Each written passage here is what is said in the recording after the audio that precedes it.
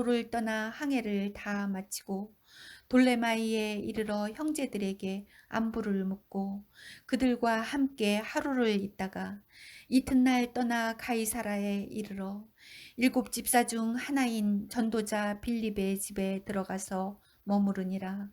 그에게 딸 넷이 있으니 처녀로 예언하는 자라. 자, 예전에 청년 수련을 하면 책을 꼭 이렇게 필독도서를 읽고 오게 하고 청년 수련을 했습니다. 지금 저희 교회에서 여름 수련을 할 때마다 그 전에 일주일씩 우리가 바이블 컨퍼런스를 통해 일주일에 성경 공부를 하는 것처럼 이제 청년들은 책을 필독도서를 2권을 주면 그 책들을 읽어와서 함께 나누는 시간을 늘 가졌습니다. 저 꽤 오래된 책인데요. 7, 8년 된 것 같습니다. 그때쯤 우리 청년들이 함께 읽었던 책인데 거의 크리스찬이 진짜 크리스찬이 되는 결정적 한 걸음이라는 책이었습니다. 자, 교회가 많이 있습니다. 또 성도들이 많이 있죠. 그런데 거의 크리스찬이 참 많은데 이 결정적 크리스찬이라고 말할 수 있는 거의 교인인데 성도라고 말하기에는 조금은 뭔가 부족한, 열심히 하는데 제자라고 말할 수는 없는 사람들이 많이 있습니다. 자, 그들에게 삶의 대안을 제시하고 또 거의 크리스찬에서 결정적 크리스찬이 되는, 진짜 크리스찬이 되는 그 한 걸음을 기록한 책입니다. 자, 오늘은 여러분들과 함께 바로 그 이야기를 하려고 하는 것입니다. 자, 장로님으로 세워져서 정말 좋은 장로님이신 것 같았는데 그분이 주님의 전 앞에 이르기까지, 하나님의 심판대 앞에 설 때까지 그 동일한 모습을 갖기가 참 어려워요. 자, 제 꿈이 왜 원로 목사냐면, 목사로 세워질 때는 주님의 뜻대로 살아가겠다고 다짐을 하고 목사가 되었는데 과연 내가 끝까지 그 길을 갈 수 있을까 하는 근심이 종종 제 마음에 다가올 때가 있습니다. 왜냐하면 제 마음을 보면 늘 두 마음이 싸우거든요. 성경에 말한 것처럼 하나는 하나님의 법이 제 마음 가운데 있어서 저를 막 이끌어가는데, 또 다른 마음에서는 늘 다른 마음이, 미워하는 마음이라든가 또는 게으르고 나태한 마음이 자꾸 제 마음에 든다라는 것입니다. 자, 그런데 그렇다면 그 삶을 바꿀 수 있는, 그리고 바꾸어진 그 삶을 끝까지 지속할 수 있는 힘이 어디에 있는가? 그것은 바로 성령께서 이끄실 때 가능하다는 겁니다. 자, 오늘 여러분의 삶 가운데 거의 크리스찬에서 진짜 크리스찬이 되기를 원하는, 행복의 극한교회 교인에서 성도가 되어 주님의 뜻을 이루는 사람이 되기를 원한다면 오늘 어떻게 우리가 성령께서 이끄시는 삶을 경험해야 되는가에 주목해야 한다라는 것입니다. 자, 얼마 전 제가 강의를 하러 갔는데 이제 한 어느가 그런 질문을 했어요. 결혼을 하고 꽤 나이가 있다라고 말하기는 어렵지만, 그러니까 아이가 이제 초등학생쯤 되는 것 같더라고요. 근데 온 가족이 다 신앙생활을 하는 겁니다. 온 가족이. 자, 근데 어떤 질문을 했냐면, 근데 시아버지께서 이 기도를 길게 하는 걸 굉장히 싫어하신대요. 기도를 길게 하는 것을. 자, 함께 온 가족이 예배를 드리러 가서 그 예배가 끝난 다음에, 끝나고 기도를 조금만 오래 하면 그럼 시아버지가 공개적으로 꼭 얘기를 하십니다. 왜 이렇게 기도를 오래 하냐고. 자, 그런데 그렇게 되다 보니까 어떤 일이 발생이 되냐면, 아버님도 기도를 짧게 하시는데 남편도, 근데 지금은 아들도 기도를 짧게 하는 것을 굉장히 좋아한다라는 거예요. 자, 그러면서 이걸 어떻게 해야 되는가에 대한 질문을 했습니다. 자, 근데 그 시아버님께서 늘 그런 말씀 하셨대요. 하나님이 중원 버는 것을 좋아하시지 않으신다. 그렇게 길게 해야지만 이 기도를 듣지 않으신다. 이렇게 말씀하셨다라는 거예요. 자, 그 질문을 받고 많은 사람들이 굉장히 궁금해했습니다. 사실 우리의 삶 가운데 기도라는 것에 대해서 우리는 늘 주목하는 게 있죠. 그게 뭐냐면 간청 기도입니다. 그죠? 우리의 기도는 늘 간구하는 기도에 좀 주목되어 있습니다. 예를 들면, 하나님, 우리 아이가 이번에 대학을 가게 해주세요. 또는 하나님, 오늘 이 시간 우리의 건강을 지켜주세요. 여러 가지 기도가 있습니다. 그 기도는 너무 필요한 기도죠. 주님이 원하시는 기도입니다. 그러나 사실 기도는 간청 기도로 끝나서는 안 됩니다. 이어지는 기도는 바로 경청 기도가 우리 가운데 필요한 겁니다. 우리가 예배가 끝나고 나면 꼭 하나님의 음성을 듣는 순간을 갖죠. 여러분, 우리가 하나님 앞에 간청하는 기도가 필요하지만 우리가 그분의 음성을 듣는 기도도 필요합니다. 왜냐하면 우리가 기도를 할 때 어린아이 때 보면 알잖아요. 어린아이들의 기도는 늘 누구한테 맞춰? 나한테 맞춰져 있어요. 네. 아이들이 막 얘기하잖아요. 이번 크리스마스 때 이런 선물 주면 좋겠다. 그죠? 이번 어린이날에 이렇게 하면 좋겠다. 여러분, 어린아이와 같은 믿음이 나쁜 믿음인가? 그렇지 않아요. 아버지를 신뢰하고 어머니를 신뢰하는 건 참 좋은 겁니다. 그러나 이제 조금 자라나면 부모를 생각하죠. 그렇죠? 부모님을 어떻게 생각하실까? 다른 사람을 배려하기 시작합니다. 자, 그것처럼 우리가 기도를 할 때 기도가 깊어진다는 것은 우리의 기도 시간이 길어진다는 것을 의미하지는 않습니다. 그리고 그것은 성경의 기록한 것처럼 어쩌면 중원번하는 기도로 갈 수도 있을 수 있습니다.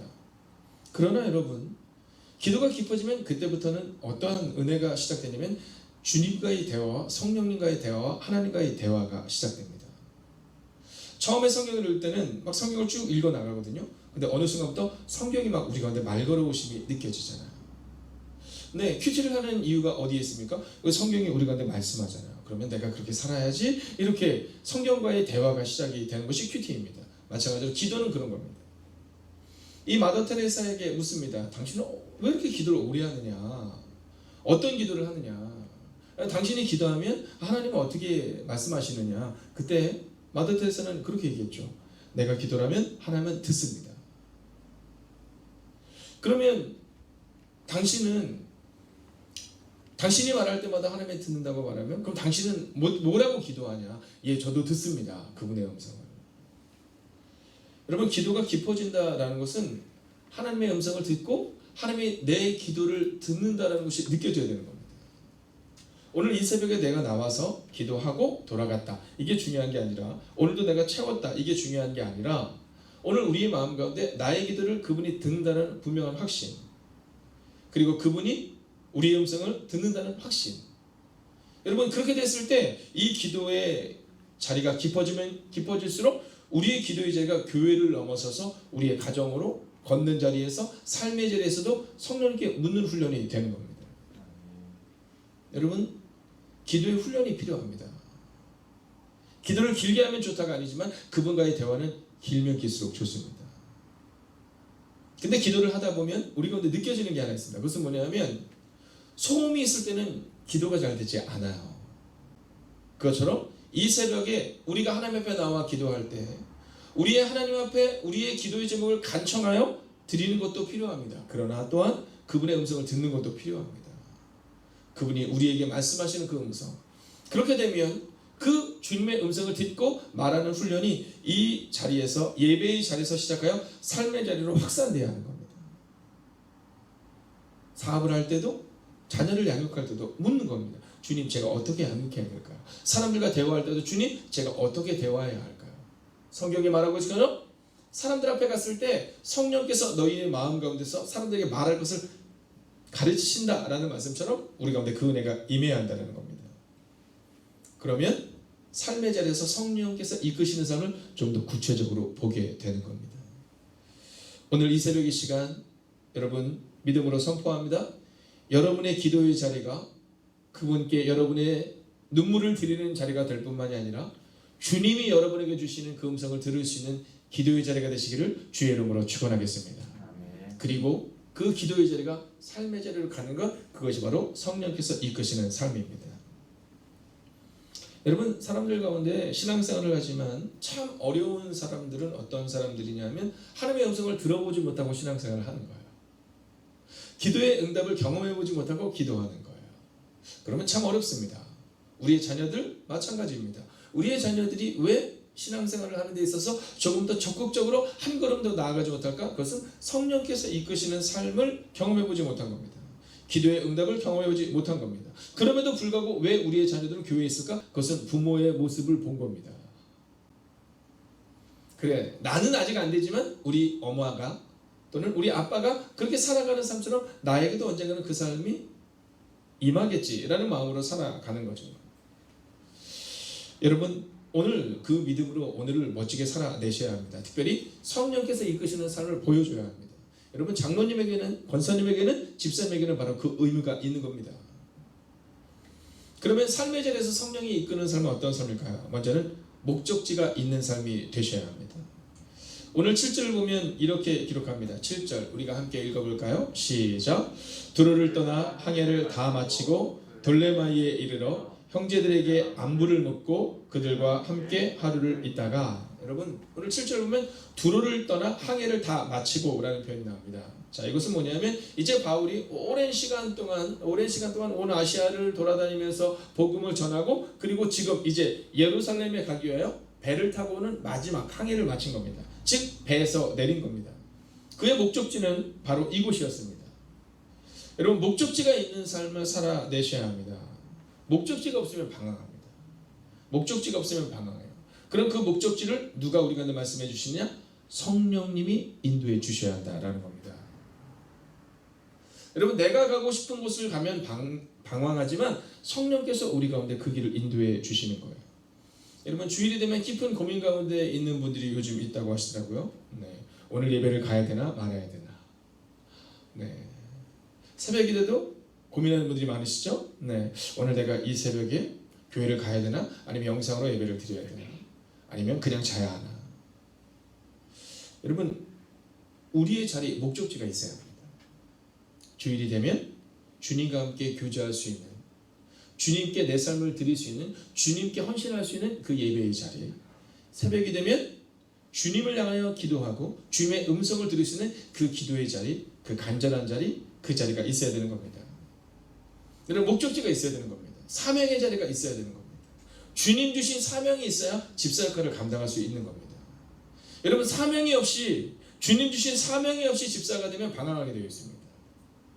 그러나 주님이 주신 사명을 감당하는 집사는요, 내가 해야 할 일을, 내가 가야 할 일을, 내가 헌신해야 할 곳을 알고 있게 된다라는 거죠. 오늘 이 바울은 항해를 마쳤다라고 기록합니다.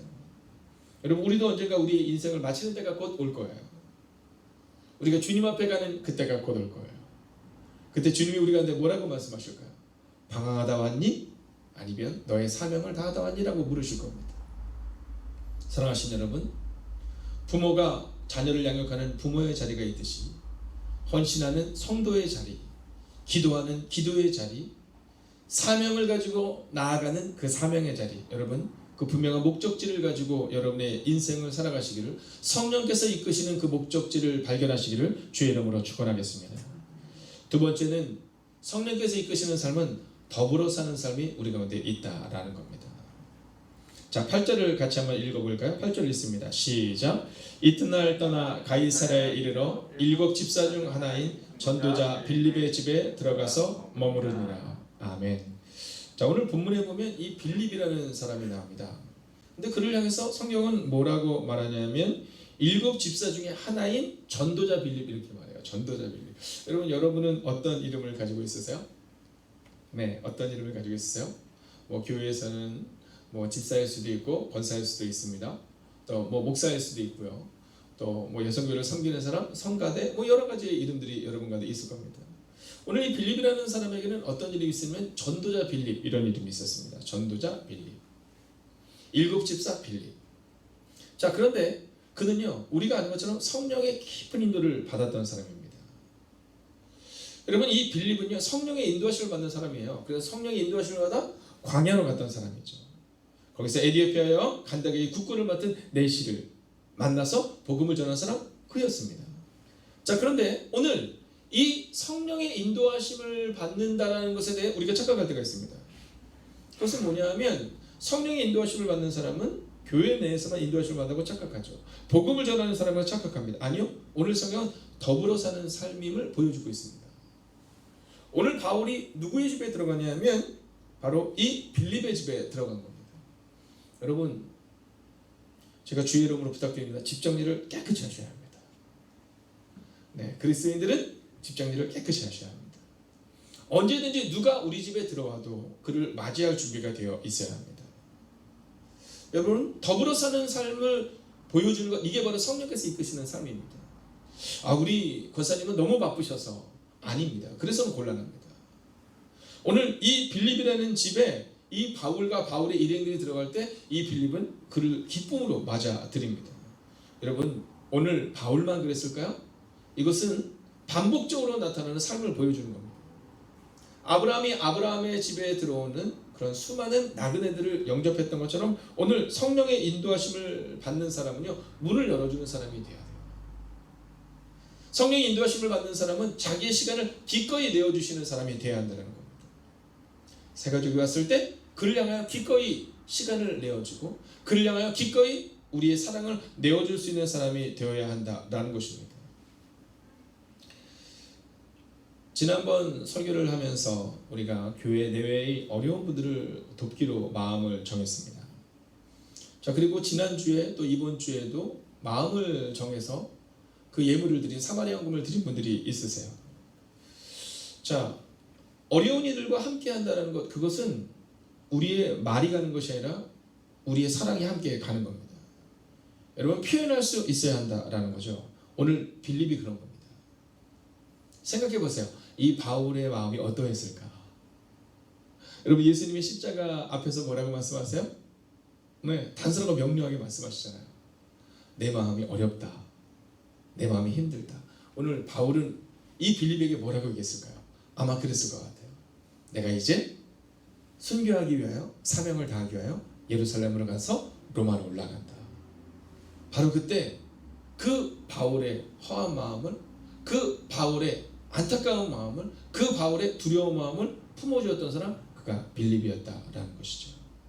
성령의 인도하심을 받는 사람은 더불어 사는 삶을 살아가는 사람입니다. 자, 마지막 세 번째입니다. 오늘 이 세 번째 말씀을 보기 위해서는요, 9절을 먼저 읽어야 되는데 9절 같이 읽을까요? 함께 읽습니다. 시작. 아멘. 자, 오늘 9절을 보면 이 빌립의 집에 들어가서 머무는데 그에게 딸이 넷이 있었어요. 근데 이 딸 4명의 특징이 뭐냐면 예언하는 자라 이렇게 말하고 있습니다. 자, 예언하는 자, 여기서 우리가 알 수 있는 것이 있습니다. 그것은 뭐냐면 예언, 이 예언에는 바로 성령께서 개입해 있다는 것을 말하는 겁니다. 예언은 내가 하고 싶은 말을 하는 것이 아니라 하나님이 말씀하신 것을 선포하는 겁니다. 그래서 사실 이 예언이라는 것은 오늘 이 설교, 이 말씀이 선포된 것, 이것을 바로 예언이라고도 말할 수 있습니다. 자, 우리는 예언 그러면 뭔가 딱 얘기를 듣고 막 미래를 예언하는 것에 대해서만 말하지만 예언은 하나님의 말씀이 선포되고 하나님의 음성이 선포되는 것을 말하고 있죠. 자, 오늘 이 딸들에게서 있는 특징이 뭡니까? 네, 그 아버지가 성령의 음성을 듣고 성령의 음성대로 살아냈던 것처럼 오늘 이 자녀들도 예언하는 자, 즉 성령의 음성을 듣는 자들이었다는 겁니다. 오늘 우리 가운데 있어서 필요한 세 번째 스텝은 바로 성령의 인도하심이 계승되는 삶이 있어야 된다는 겁니다. 성령의 인도하심이 계승되는 삶. 여러분, 나는 성령대로 살아가는데, 나는 성령께서 말씀하신 대로 살아가는데 우리 자녀는 또는 우리 가족은 혹은 내 주변에 있는 새 가족들은 아무것도 일어나지 않는다. 그것은 올바른 삶이 아니라는 겁니다. 아브라함을 통해 그의 후손들에게 여러분 믿음이 계승되었던 것처럼, 모세를 통해 여호수아와 갈렙에게 믿음이 계승되었던 것처럼, 여러분 이스라엘의 그 200만 명이 넘는 사람들 가운데 자그마치 60만 명의 사람들은 다 부정적이었었어요. 여러분 과거를 벗어버리지 못했습니다. 그러나 그 사람들 가운데 소수지만 여호수아와 갈렙이 있었어요. 이것은 모세가 했던 위대한 일 중에 하나입니다. 여러분, 우리는 왜 안 되는 사람들에게 주목할까? 저는 그 모습은 우리 가운데 있어서 어리석은 모습이라는 겁니다. 교회에서 안 되고 교회에서 힘들고 교회에서 반대로 가는 사람들에게 주목해서는 곤란합니다. 우리에게 있어서 필요한 것은 뭐냐면 내가 성령의 인도하심을 받아서 또 다른 누군가 그 한 사람에게, 여러분 모세가 평생에 믿음으로 계승시킨 사람이 누구예요? 여호수아와 갈렙 2사람밖에 없어요. 여러분 그런 겁니다. 민족에서 진짜 모세에게는요 2사람에는 없었어요. 마찬가지입니다. 우리 가운데 바로 그 믿음을 계승하는 삶이 우리 가운데 펼쳐져야 한다라는 겁니다. 바울이 디모데와 디도에게 그의 사역을 맡깁니다. 모세가 여호수아와 갈렙에게 그의 사역을 맡깁니다. 엘리야가 엘리사에게 그의 사역을 맡깁니다. 여러분, 오늘 여러분은 여러분의 가족에게 성령의 인도하심을 계승하고 있습니까? 오늘 여러분들은 젊은 집사님들에게 혹은 새가족들에게 성령의 인도하심을 계승하는 삶을 살고 계십니까? 그를 만나서 어떤 얘기를 하고 계십니까? 성령께서 일하시는 것을 언제 이야기해 보셨습니까? 저는 기대하고 소망하는 것이 있습니다. 올해 2020년 12월 31일 성부영신 예배를 드릴 때 제가 분명히 물을 것입니다. 여러분은 제자를 삼으셨습니까? 라고 말입니다. 여러분 교회를 다닌 지 10년이 되었고 5년이 되었고 2년이 되었고 1년이 되었지만 나는 제자를 세운 적이 없다라는 그 삶이 아니라 여러분의 삶의 자리에서 제자를 세우는 성령의 인도하심을 계승하는 그 멋진 삶을 살아가는 여러분과 제가 되기를, 오늘도 내 뜻대로 살아가는 것이 아니라 성령의 인도하심을 경험하는 삶을 살아가시기를 주의 이름으로 축원하겠습니다.